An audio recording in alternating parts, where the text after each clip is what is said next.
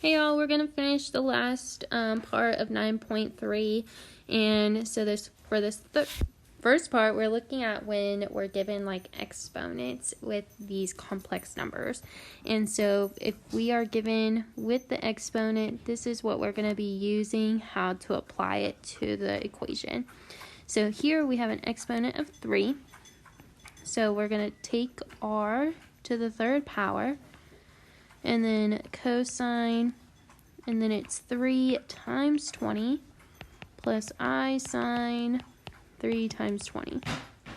So 2 to the third power is 8, and then cosine 60 plus I sine 60. The cosine of 60 is 1/2, and the sine of 60 is root 3/2. We're going to distribute that 8 to the parentheses, and we get 4 plus 4 square root 3i. Next, we have 1 plus I to the 5th power, and we want to write it in a plus bi form. So first we need to convert 1 plus I to polar form. So convert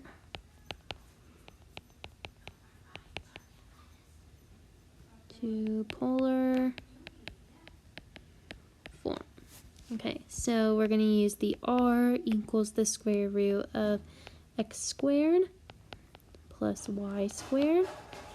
So r is the square root of 2.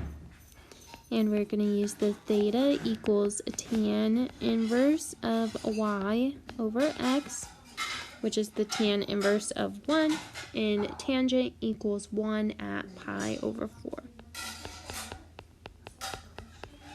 So now we have z equals the square root of 2 cis pi/4. Then second, we're going to use the DeMoivre's theorem. So use DeMoivre's theorem. Okay, so we're going to apply that 5 to our parentheses.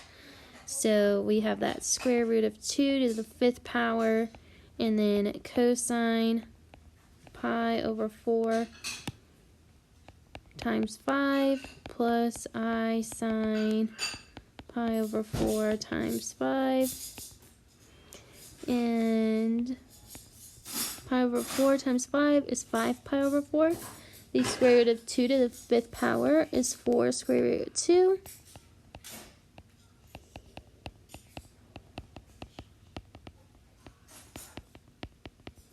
The cosine of 5 pi/4 is root 2/2, and the sine of 5 pi/4 is also root 2/2, except for cosine is negative.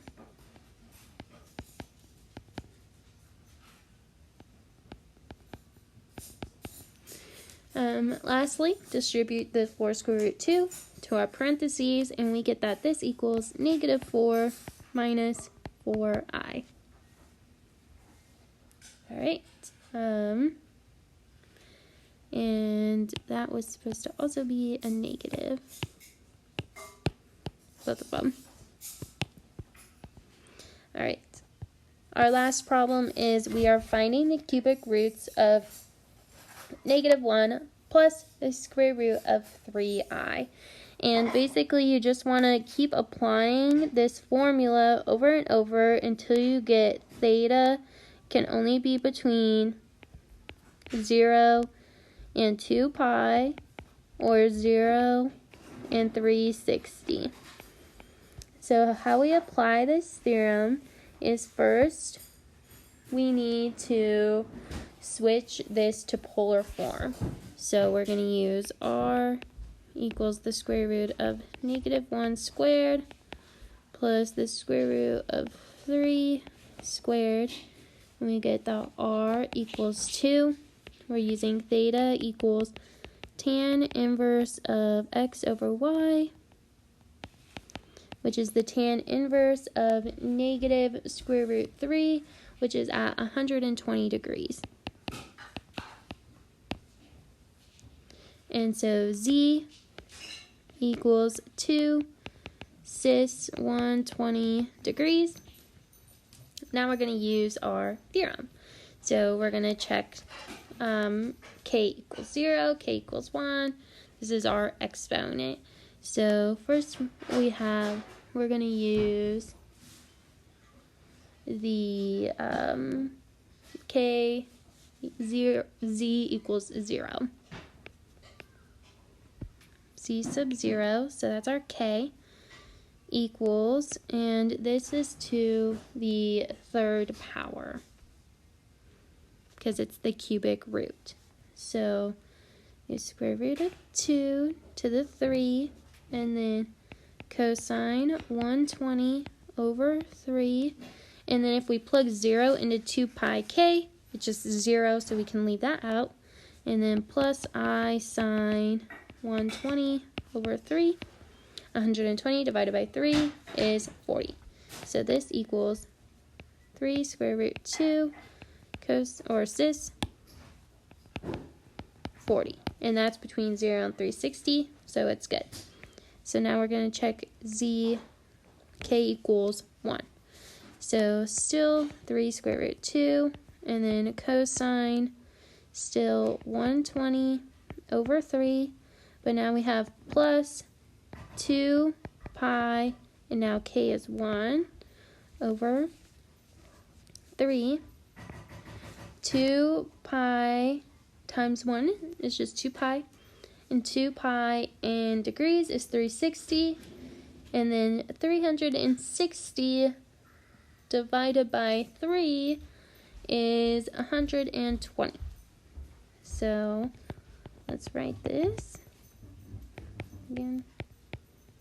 3. So we have 3 square root 2 cosine 40 plus 120, and then plus I sine 40 plus 120. 40 plus 120 is 160. So 3 square root 2 cis 160 degrees. All right, that's between 0 and 360, so that's good. Check z sub 2. So 3 square root 2. This is going to stay the same of the 40, so cosine 40. If we plug in 2, we get 360 times 2, which gives us 720. 720 divided by 2 gives us 240. Plus I sine 40 plus 240. So we get 3 square root 2 equals cis 280 degrees. And we know that we can only between 0 and 360, so we can check z equals 3, but each time we've gone up about a good chunk, and so we know that we cannot go another time. You can always check, but these are our complex roots for the cubic root of this -1 plus square root 3i. All right, let me know.